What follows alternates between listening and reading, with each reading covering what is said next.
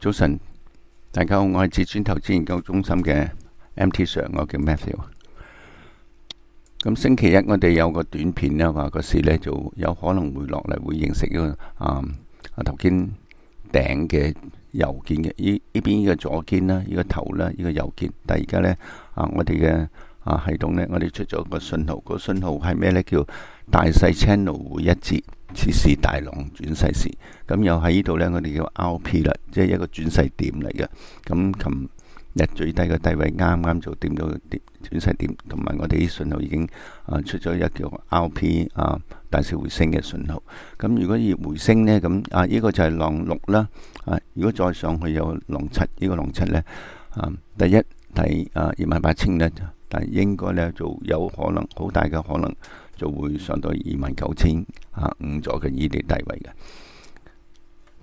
咁呢個叫1、2、3、4、5、6、7第七浪就會嚟到咁高噶啦。咁暫時我哋係咁睇法啦。咁我哋有啲咩更新呢？